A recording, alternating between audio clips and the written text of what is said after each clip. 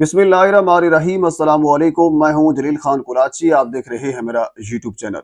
अमीर बलाज, एहसन शाह और जावेद भट्ट कत्ल केस के हवाले से गुफ्तगू करेंगे। कुछ इंतहाई अहम तरीन डेवलपमेंट सामने आई है, वो आपके सामने रखनी है।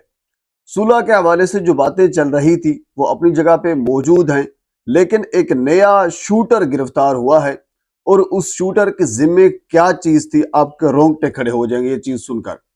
गुज़श्ता वीडियो के अंदर मैंने आपको ये बताया था कि अब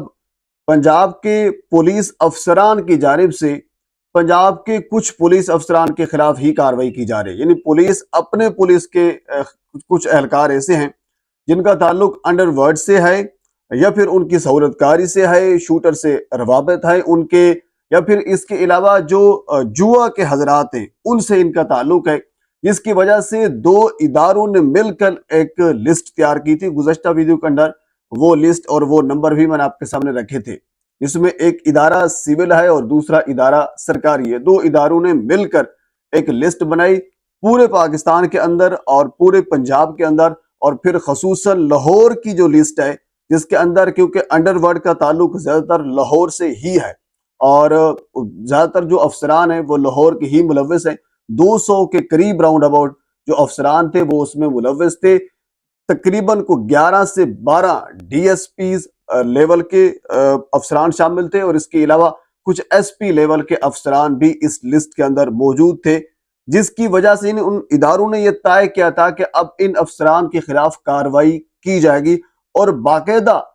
मैं ये बड़े वसूख से कह रहा हूं कि अब उन अफसरान के खिलाफ सिर्फ कार्रवाई नहीं होगी, उनको सिर्फ वार्निंग नहीं दी जाएगी, बल्कि उनको मुअत्तल भी किया जा सकता है, बल्कि किया जाएगा, ये तय हो चुका है। अब आने वाले दिनों में हो सकता है इसमें यू टर्न ले दिया जाए, क्योंकि पाकिस्तान में ऐसा भी होता रहता है। मगर वो लिस्ट तैयार हो चुकी है, वो कार्रवाई अपनी जगह पे मौजूद है। वजह सिर्फ यही है कि जो अंडरवर्ल्ड के लोग हैं वो अपनी कार्रवाइयां कर रहे हैं। क्योंकि आपको याद होगा कुछ अर्सा पहले मैंने एक वीडियो ये भी की थी जिसके अंदर बिच्छू पहलवान ने खुद ये कहा था, उसने ये माना था कि फला जगह पे शूटर मौजूद होते हैं, तीफी भट्ट साहब ने शूटर छोड़े हुए हैं। वो उन्होंने कहा था कि मेरे ऊपर भी हमला करवा सकते हैं या किसी और के ऊपर भी वो अपना टारगेट करवा सकते हैं। ये बिच्छू पहलवान का पैगाम जो है ऑन द रिकॉर्ड मौजूद है। बहरहाल एक नई खबर, एक नई चीज जो जराए से हमारे तक पहुंची है वो ये है कि एक शूटर गिरफ्तार हुआ है। उस शूटर का इन दोनों ग्रुपों में से किसी एक ग्रुप से उसका ताल्लुक है और उसने इंकशाफ क्या किया है। एक तो शूटर ने यह कहा है कि उसने कुछ पैसे ले रखे थे और इसके अलावा बाकी पैसे उसने कुछ लेने थे जो उसके घर वालों ने लेने थे, और उसने कमरा अदालत के अंदर, आप अंदाजा करें ये उस शूटर के बयान है और बड़े वसूख से मैं आपको ये खबर दे रहा हूं, ये कोई लम्बी लिपटी बात नहीं है, ये कोई सुनी सुनाई बात नहीं है, बिल्कुल जराए ने इस चीज की तस्दीक की है। उस शूटर ने यह कहा है कि मेरी जिम्मेदारी ये थी कि कमरा अदालत के अंदर जब दूसरे ग्रुप के लोग पेशी के ऊपर आएंगे तो कमरा अदालत के अंदर ही उन्होंने शूट करना था और फिर बाद में उसी जगह के ऊपर उन्होंने गिरफ्तारी देनी थी। कुछ पैसे उन्होंने ले रखे थे और बाकी पैसे उनके घर वालों ने लेने थे। ये हिसाब किताब हो रहा था। तो ये एक कार्रवाई पुलिस की जानब से की गई है और उस शूटर को गिरफ्तार भी किया गया है और उसके बाद फिर उसकी जो कड़ियां हैं वो भी मिलाई गई हैं, किसकी जानब से उनको पैसे दिए जा रहे थे और कौन जो है ये ऑपरेट कर रहा था, जिसकी वजह से ये सारी लिस्टें भी बनी जा रही हैं। क्योंकि पुलिस के बहुत सारे अफसरान इस सारे काम में, इस सारे धंधे में मुलव्वस हैं। तो इसी वजह से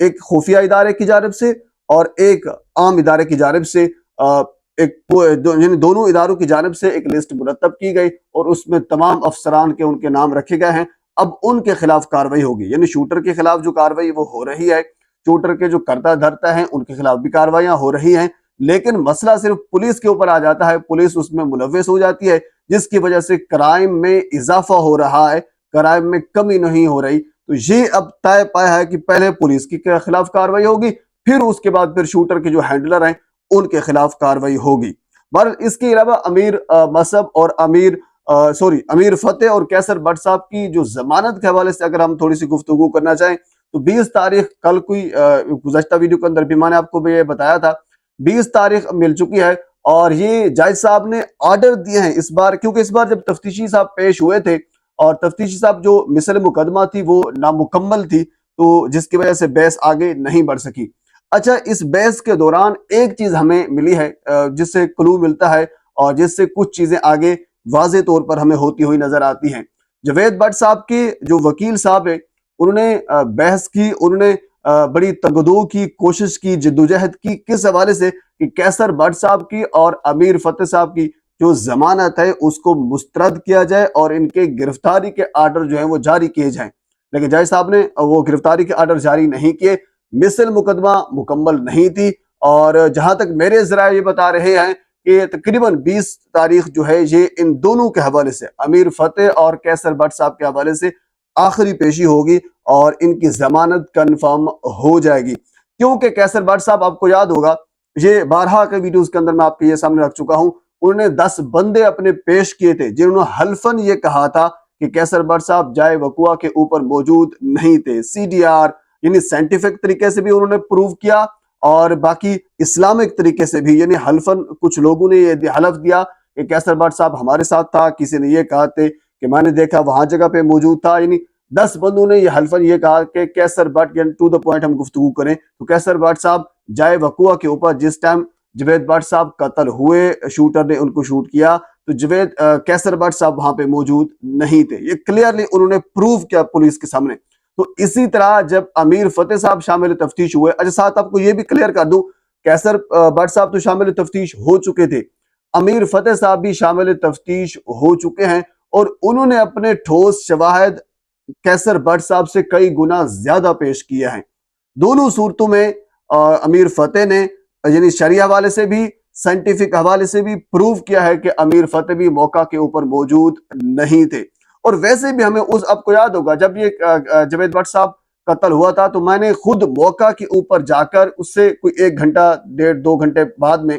اسی جگہ کے اوپر جا کر ویڈیو بنائی تھی۔ وہاں پہ ایک وکیل صاحب ہمارے دوست وہ بھی وہاں پہ موجود تھے، باقی میڈیا حضرات بھی وہاں پہ موجود تھے، اور اس کے بعد پھر یہ بیان آیا تھا اس زخمی شہادتی کا کہ جو جاوید بٹ صاحب کی اہلیہ ہے، انہوں نے یہ کہا تھا کہ میں اپنے آنکھوں سے دیکھا ہے کہ ایک موٹر سائیکل کے اوپر ایک بندہ اور اس کے پیچھے قیصر بٹ، دوسرے موٹر سائیکل کے اوپر دوسرا بندہ اور اس کے پیچھے امیر فتح۔ تو اس وقت بھی میں نے یہ کہا تھا کہ اس کے بیان کی وجہ سے یا پھر جو FIR نامزد کی گئی ہے اس میں اب مجھے کوئی جان نظر نہیں آ رہی، کیونکہ جب کل کو یہ بعد میں جب پروو ہو جائے گا کہ امیر فتح وہاں پہ موجود نہیں تھا، قیصر بٹ صاحب وہاں پہ موجود نہیں تھا، تو آپ نے ان کو FIR کے اندر نامزد کیا ہے، تو یہ معاملہ تھوڑا سا بگڑ جائے گا اور آپ کا جو مقدمہ ہے وہ بالکل فیل ہو جائے گا، اور ایسا ہی ہوتا ہوا ہمیں نظر آ رہا ہے۔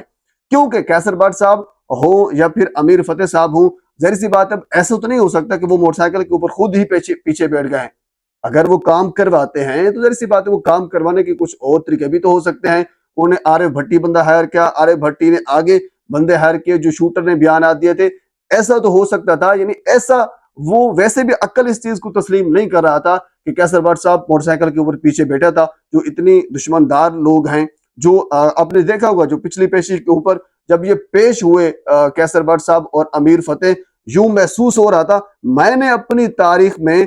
جب میں عدالتی معاملات کور کرتا ہوں تو میں نے کبھی نہیں دیکھا کہ اتنا بڑا پروٹوکول کسی بندے کو دیا گیا ہو۔ ایون کو میں تو کہتا ہوں وزیر اعلیٰ کو بھی اتنا پروٹوکول نہیں دیا جاتا۔ بلٹ پروف گاڑی کے اندر یہ دونوں پیش ہوئے، آگے پیچھے ادھر ادھر پولیس کے اہلکار وہاں پہ موجود تھے، پولیس کے اوپر بھی سخت پریشر تھا کہ کوئی ناخوشگوار واقعہ پیش نہ آئے، کیونکہ اس سے پہلے تاریخ بھی ہے، ایوان عدل میں جب اٹیک ہوا تھا ٹیپو کے اوپر تو 5 بندے مارے گئے تھے، تو اس قسم کی صورتحال ہو سکتی ہے۔ اور اس کے بعد پھر جو شوٹر گرفتار ہوا ہے اس نے کیا بیان دیا ہے، تو یہ ساری ایک تاریخ بتا رہی ہے نا، ایک روڈ میپ طے ہو رہا ہے۔ تو اسی چیز کو مد نظر رکھتے ہوئے بہرحال ان کو 20 تاریخ کی ایک پیشی مل چکی ہے، اور ان کے وکیل کے بیان سے یہ لگ رہا تھا کہ صلح کے حوالے سے کوئی بات نہیں ہوئی، کوئی ڈن نہیں ہوا، اور شوٹر کے بیان سے جب پتا چلا کہ معاملہ ابھی آگے بڑھ سکتا ہے۔ بہرحال اس کیس کے حوالے سے مزید جو ڈیولپمنٹ میرے تک پہنچتی ہے بر وقت آپ تک پہنچانے کی کوشش کروں گا۔ ایک مرتبہ آپ سے گزارش ہے میرے چینل کو سبسکرائب کر دیں تاکہ آنے والی ہر انفارمیٹیو ویڈیو آپ تک پہنچ سکے۔ اللہ حافظ۔